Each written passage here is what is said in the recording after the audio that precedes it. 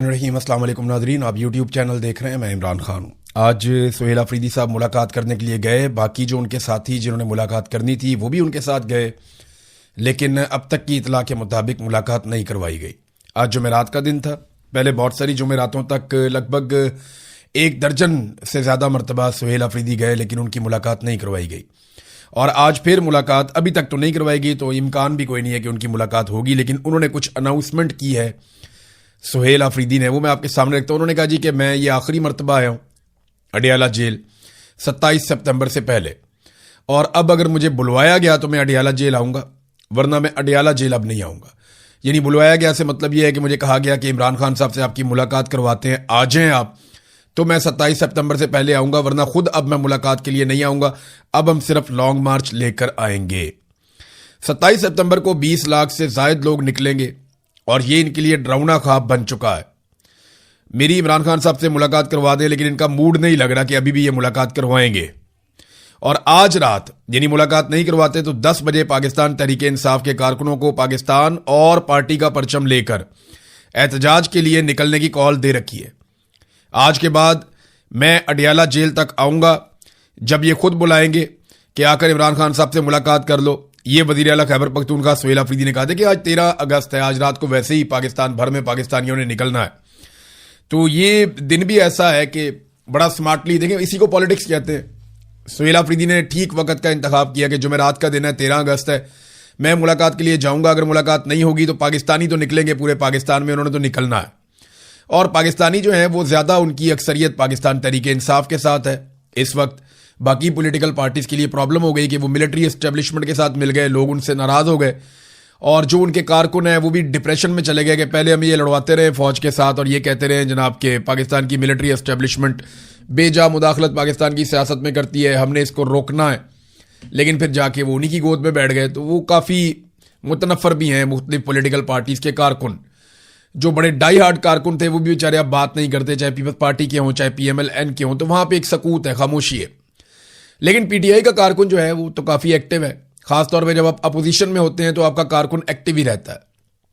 अब मामला ये है कि पाकिस्तान तहरीक इंसाफ ने ये अनाउंसमेंट की है कि पाकिस्तान के झंडों के साथ आप पाकिस्तान तहरीक इंसाफ के झंडे भी लेकर निकलें और निकलकर बाहर आए और आकर आप एहतजाज में शामिल हों। और आज रात को वो कह रहे हैं जी पूरे पाकिस्तान को जैम करेंगे। वैसे भी पाकिस्तान बड़े शहर जो है वो नॉर्मली जैम हो जाते हैं आज की रात में। तो देखते हैं पाकिस्तान तहरीक इंसाफ का रंग कितना गहरा होता है आज रात को जब नौजवान निकलेंगे।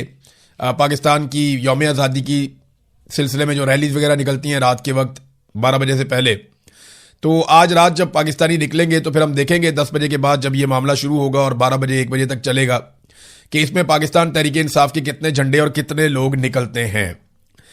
नादरीन, एक और डेवलपमेंट इमरान खान साहब के हवाले से है, क्योंकि सुहेल अफरीदी अडियाला जेल के बाहर हैं तो अडियाला जेल के अंदर की भी आपको बताते हैं। जब इमरान खान साहब की अहलिया बुशरा बीबी की फैमिली उनसे मिलने के लिए गई तो ये पहली मरतबा हुआ कि जिस कमरे में मुलाकात करवाई जाती है वहां पे बुशरा बीबी के अकब में एक टीवी स्क्रीन लगाई गई थी, और उस टीवी स्क्रीन जो है वो वहां लगी हुई है, लेकिन उसके ऊपर इमरान खान साहब की CCTV फुटेज चला दी गई। यानी डेलिबरेटली वहां पे एक ऐसा कैमरे का लिंक वहां पे दिया गया या वहां दिखाया गया। अब ये पता नहीं लाइव फुटेज थी या रिकॉर्डेड वीडियो थी कि जिस टाइम इमरान खान साहब वॉक कर रहे हो या जिस टाइम इमरान खान साहब कोई एक्टिविटी कर रहे हो उस वक्त की वो फिल्मा के उन्होंने वहां पे चला दी। अब आप ये कुछ कह नहीं सकते कि वो लाइव थी या वो रिकॉर्डेड थी, लेकिन ये उनकी फैमिली ने देखा कि जो बुशरा बीबी के अकब में लगी हुई टीवी स्क्रीन उसके ऊपर इमरान खान साहब की फुटेज चल रही है जिसमें वो वॉक कर रहे हैं। तो ये एक प्रूफ देने की कोशिश की गई कि इमरान खान साहब की सेहत ठीक है, बाहर जो खबरें जा रही हैं उन खबरों पे आप भरोसा ना करें। तो इस किस्म की एक कोशिश की गई है। बहरहाल ये इमरान खान साहब की फुटेज चलाई गई, एक नई खबर थी, एक नई डेवलपमेंट थी। और ये देखें मिलिट्री एस्टेब्लिशमेंट की मदद के बगैर तो हो नहीं सकता। तो वो ये चाहते हैं कि बाहर कम से कम लोगों को इस बात का इत्मीनान पहुंचे कि इमरान खान साहब को एक स्क्रीन के ऊपर चलते फिरते देखा गया है। अब इससे वो हासिल क्या करना चाहते हैं ये तो हमें समझ ही नहीं आती। इनकी बुखलाहट है, बात चीज़ें ये डर कर करते हैं, बात चीज़ें ये अग्रेसिवली करते हैं और बात चीज़ें ये प्रिएंटिव बायर्स के तौर पे करते हैं। अब देखते हैं कि इन्होंने ये क्यों किया। शफीउल्लाह जान ने, मैं कभी ज़्यादा बात नहीं करता इनके बारे में, नए सियासतदान हैं, गैर तजुर्बाकार हैं, लेकिन इन्होंने एक बहुत अजीबोगरीब बात कर दी। मैं खुद सर पकड़ के बैठ गया कि भाई ये क्या है, ऐसा अगर बयानात आपने देने हैं तो आपको दुश्मन की ज़रूरत ही नहीं है। शफीउल्लाह जान मंसूर अली खान साहब के साथ एक प्रोग्राम में बैठे हुए थे। उन्होंने कहा जी कि जब हमारे पास ताकत आएगी या हमारी हुकूमत आएगी, हम पावर में आएंगे और इमरान खान साहब वजीर आजम बनेंगे तो हम इससे ज्यादा दुगना जुल्म करेंगे। 200 FIRs की जगह 400 FIRs करेंगे। 9 महीने डॉक्टर को नहीं मिलवाया, हम 18 महीने नहीं मिलवाएंगे। तो ये कह रहे हैं इस किस्म की अब सोच डेवलप हो रही है। और खुद भी उन्होंने कहा जी मैंने भी यही कहा। ये क्या है? हमें तो लगता है कि पाकिस्तान तहरीक इंसाफ या इमरान खान साहब की जो स्ट्रगल है वो जमहूरियत के लिए है, वो रूल ऑफ लॉ के लिए है, वो इंसानी हकूक के लिए है, आजादी इजहार राय के लिए है। वो स्ट्रगल तो उसूलों के मुताबिक है कि आपने जर्नैलों को सियासत में हिस्सा नहीं लेने देना। अगर अभी मैं आपको यह बताऊं कि ये पॉलिटिकल पार्टियां सहूलतकारी कर रही हैं, ये बात बिल्कुल ठीक है। नून लीग सहूलतकारी कर रही है, PMLN सहूलतकारी कर रही है। जब राणा सनाउल्लाह को उठाया था एजेंसियों ने तो उस वक्त PTI के लोग सहूलतकारी कर रहे थे। याद है उसने शहरयार अफरीदी ने आके हलफ ले लिया था। आर्मी चीफ मुल्क का बाप होता है, ये भी शहरयार अफरीदी ने कहा था आके, आपको याद होगा। तो उस वक्त भी PTI के अंदर लोग थे जो ये कह रहे थे कि एस्टेब्लिशमेंट जो कर रही है वो उसको सहूलत दे रहे थे। अभी जो है वो PMLN बहुत खुलकर दे रही है। इतना जुल्म तो पहले हमने कभी देखा भी नहीं जितना PTI के ऊपर हो रहा है। जो इमरान खान के साथ हुआ वो तो नवाज शरीफ उसका तसव्वुर भी नहीं कर सकता। आसिफ अली जरदारी तो इसको सोच के ही फौत हो जाए जितना इमरान खान के ऊपर जुल्म हुआ। जरदारी साहब के बारे में कहा जाता है बहुत जुल्म हुआ। सारे जुल्म की कहानियां जो है ना वो बताकर चले गए, फौत हो गए हैं। एक सहाफ़ी हुआ करते थे, खबरें अखबार के हेड, उन्होंने एक इंटरव्यू दिया था मुबशर लुकमान को। उसमें उन्होंने बताया था कि आसिफ अली जरदारी की जेल कैसी होती थी और किस तरह की जेल आसिफ अली जरदारी ने काटी है। ज़िया शाहिद उनका नाम था। वो इंटरव्यू आप निकाल कर इंटरव्यू देख सकते हैं यूट्यूब के ऊपर या सोशल मीडिया के ऊपर, आपको कहीं ना कहीं मिल जाएगा। तो अब शफीउल्लाह जान ने कहा जी हम तो बदला लेंगे, हम तो ज्यादा मारेंगे। ये क्या बात हुई? मार आपको पड़ रही है जर्नैलों से, बदला आप लेंगे नून लीग से। भाई अगर स्टेटमेंट देना है और मर्दों वाला स्टेटमेंट देना है तो आपको कहना चाहिए कि हम इन जर्नैलों को निशान इबरत बनाएंगे जो इस वक्त सियासत में हिस्सा ले रहे हैं। हम इन्हें नहीं छोड़ेंगे, इन्हें हिसाब देना पड़ेगा। अब कमजोर को क्यों मारते हैं? जब आप इक्तदार में आ जाएंगे तो नून लीग कमजोर हो जाएगी, उस वक्त भी जर्नैल ताकतवर होंगे। भाई अगर आपने देखा ना, नून लीग एक दौर में उसने मार खाई, फिर वो जर्नैलों की मदद से इक्तदार में आ गए, अब वो जूते पॉलिश कर रहे हैं। तो उनको बदला लेना चाहिए ना, उनसे लड़ना चाहिए जिन्होंने उन्हें मारा, या वो सिलसिला बंद करना चाहिए। उन्होंने नहीं किया, उन्होंने सोचा जूते ही पॉलिश करी जाओ।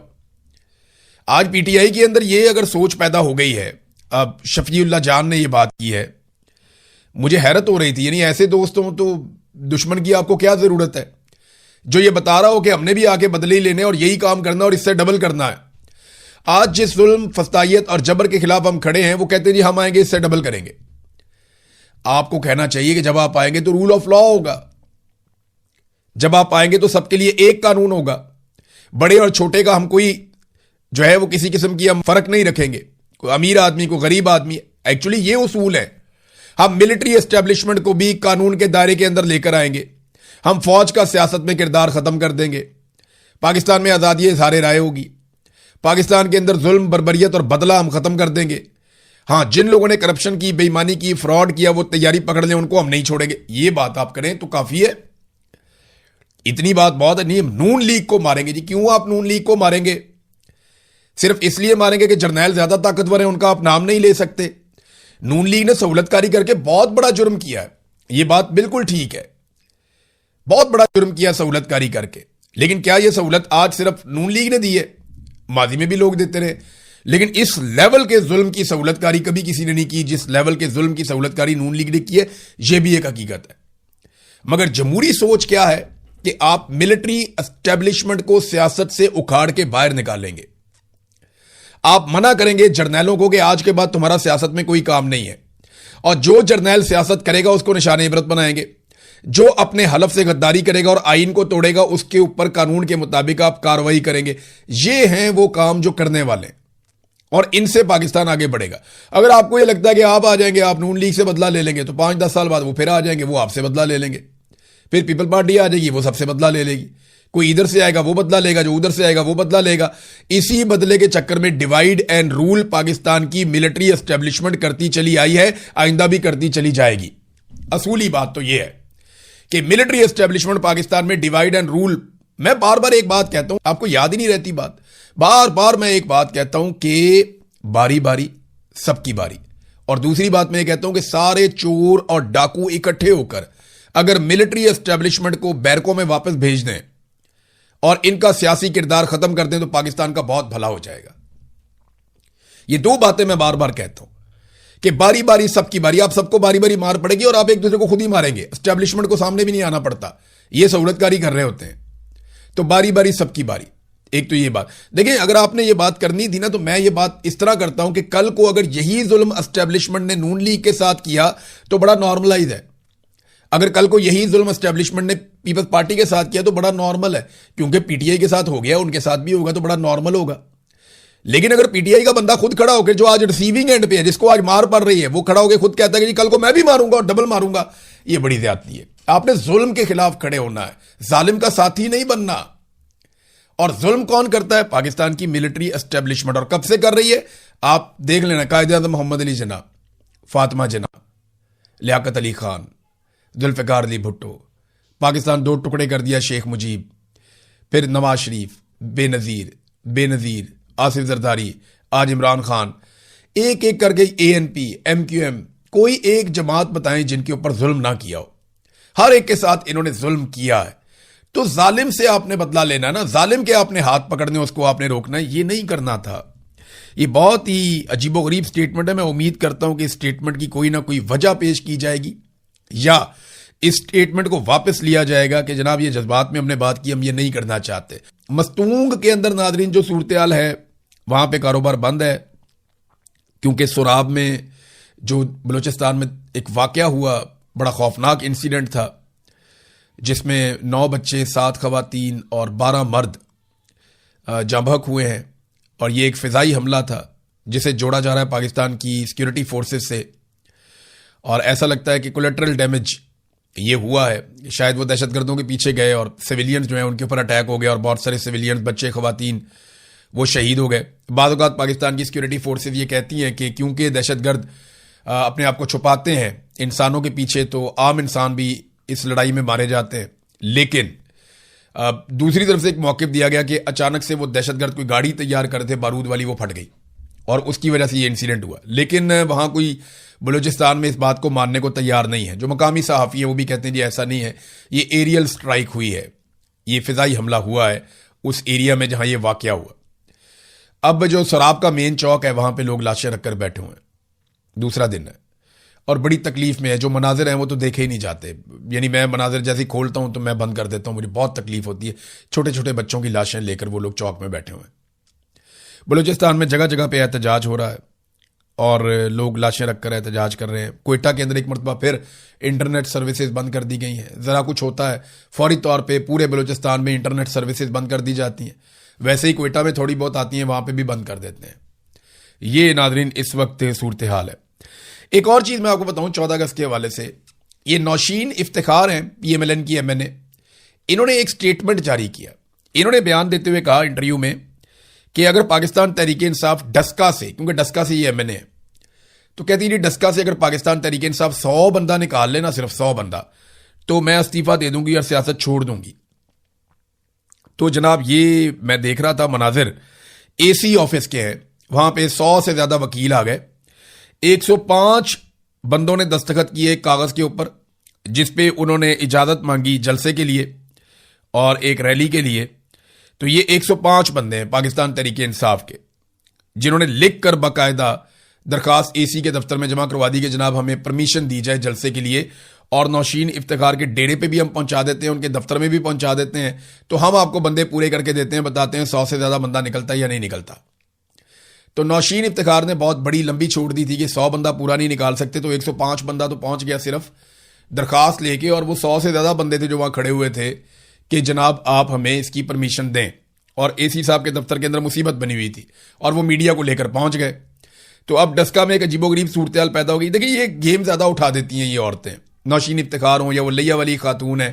उन्होंने कहा जी मेरे लिया की गलियां चमक रही हैं। वो बाबा जी ने उसी वक्त दिखाया जनाब ए चमक दी हम पिया ने गलियां, 2-2 फुट पानी खड़ा है गलियों के अंदर, जरा सी बारिश होती है हर चीज डूब जाती है, बेड़ा गर्क कर दिया। कोई वहां पे सैनिटेशन का इंतजाम नहीं है, कोई सफाई सुथराई का इंतजाम नहीं है, तो लिया की गलियां तबाह हो गई हैं। और निज़ाम इंसाफ के लिए देखें, मैं अभी फिर दोबारा उसी बात पे आ जाऊंगा, निज़ाम इंसाफ जब तक नहीं होगा तो कोई भी चीज़ ठीक नहीं होगी। शफी जान साहब कह रहे हैं ना कि हम बदला लेंगे, तो किस किस से बदला लेंगे? अभी रिजवी बरादरान गायब हैं, जबरी तौर पे गुमशुदा हैं, अब वो किससे बदला लेंगे?